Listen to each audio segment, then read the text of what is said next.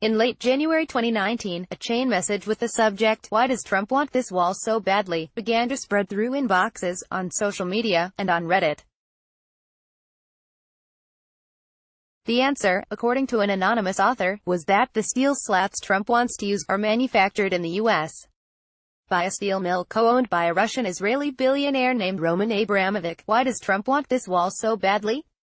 Answer: Roman Abramovich.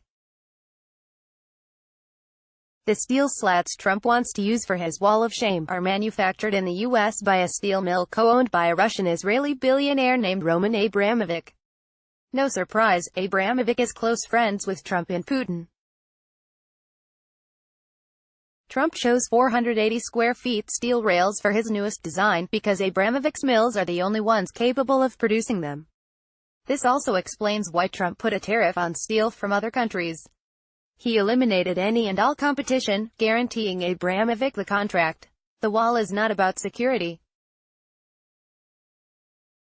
It's a smokescreen. It is a shady business deal between Trump and Russia.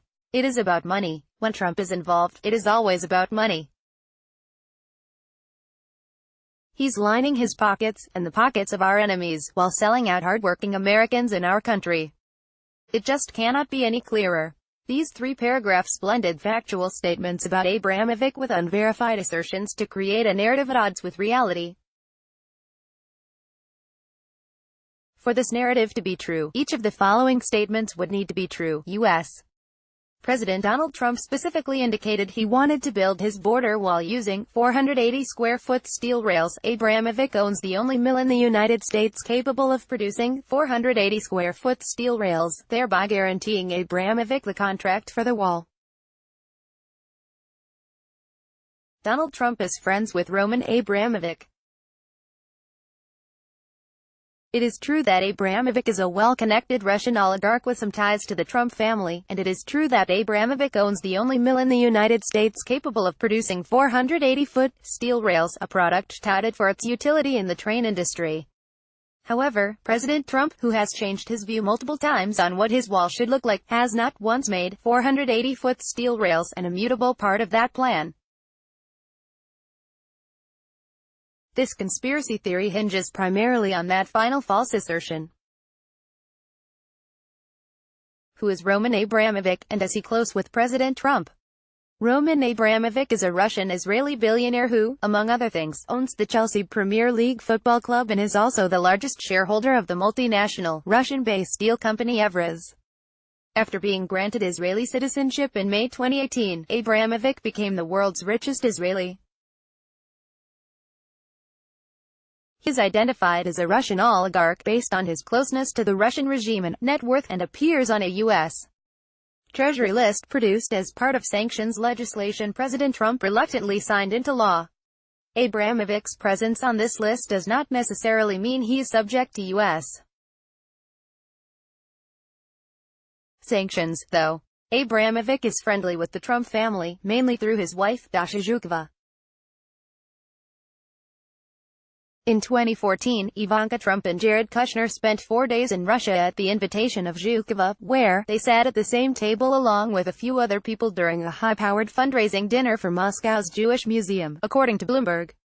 Jared Kushner, Bloomberg reported, had also been invested in an art business whose founding partner was Zhukova, and Ivanka Trump. Kushner and his brother, Joshua, have accompanied Zhukova to sporting events in the New York area. Zhukova, a Politico reporter, noted, "I attended the Trump inauguration as a guest of Ivanka Trump."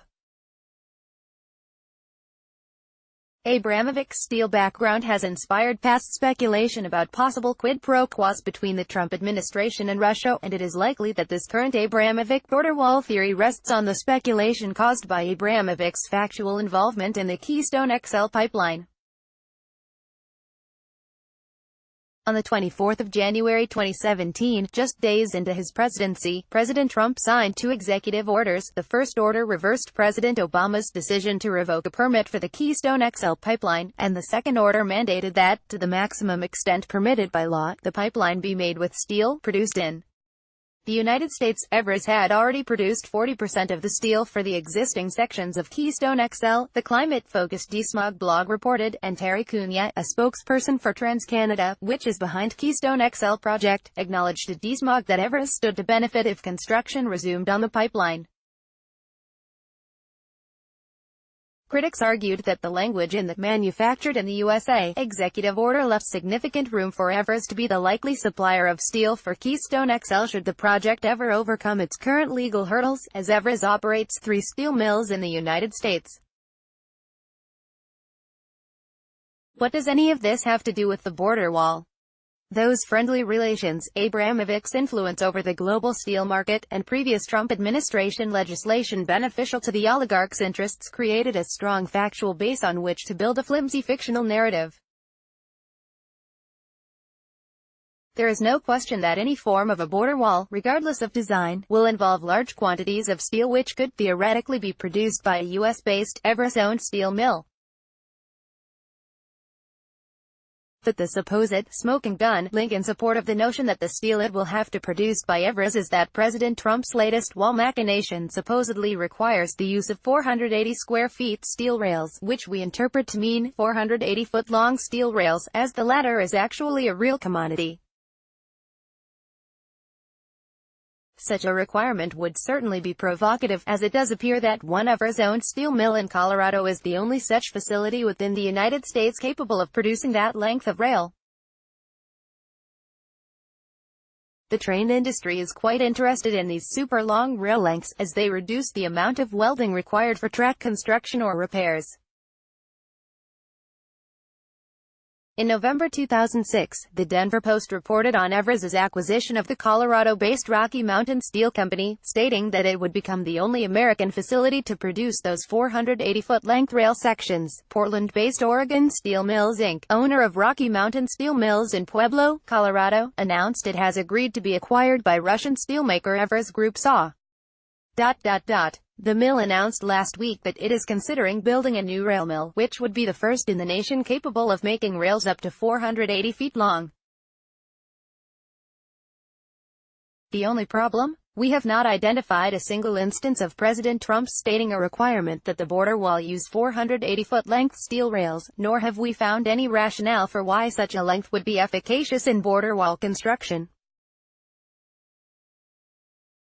Trump's descriptions of his proposed border wall have shifted repeatedly since it was first raised as a talking point on the 5th of August 2014, and such descriptions have never been heavy on technical specifics. During most of the 2016 presidential campaign, Trump described his barrier as a concrete wall, but in an about-face he said in late 2018 that the wall would be made with artistically designed steel slats, tweeting, "A rudimentary design of such a steel slat barrier on the 21st of December 2018, a design of our steel slat barrier which is totally effective while at the same time beautiful." pic.twitter.com/sgltxhoku9, Donald J. Trump @Real Donald Trump, December 21, 2018. Using this schematic and some basic math, The Washington Post's Philip Bump calculated that the barrier proposed by President Trump in this version of his plans would be built using 28.4 feet high by 10-inch wide steel slats with 13-inch spikes on top, separated from each other by a 9-inch gap. None of this, to our ears, screams 480-square-foot steel rails.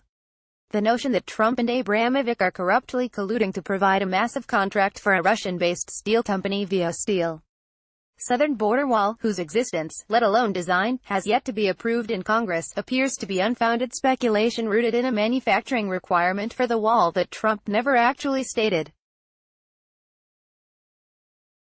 Inside Track Union Pacific blog, Long Rail is a Game Changer, the 27th of March 2015. Forbes. Israel's 30 richest in 2018, Haaretz. The 15th of June 2018. United States Treasury. Report to Congress pursuant to Section 241 of the Countering America's Adversaries Through Sanctions Act of 2017 regarding senior foreign political figures and oligarchs in the Russian Federation and Russian parastatal entities. In classified, the 29th of January 2018. Fox News. Senate GOP, Dems agree on new sanctions on Russia, the 13th of June 2017. Baker, Stephanie et al. Billionaire ally of Putin socialized with Kushner, Ivanka Trump, Bloomberg. The 17th of August 2017. Federal Register, construction of the Keystone XL pipeline, the 24th of January 2017. White House. Presidential memorandum regarding construction of American pipelines, the 24th of January 2017. Horn, Steve and Itai Vardy, how a Russian steel oligarch and Putin ally is profiting from the Keystone XL pipeline, DSMOG, the 13th of February 2017. Kemp, John. Trump probably can't require pipelines to use U.S. steel, Kemp, Reuters, the 25th of January 2017. Thompson, Jonathan. A judge just dealt a potentially fatal blow to Keystone XL, High Country News.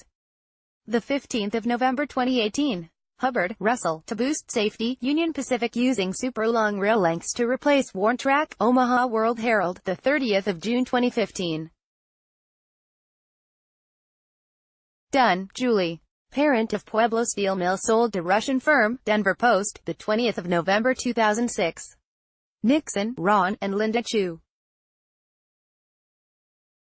Trump's evolving words on the wall, The New York Times. The 18th of January 2018. Bump, Philip, based on Trump's detailed diagram of his slat wall, here's some advanced mathematics. The Washington Post, the 23rd of December 2018.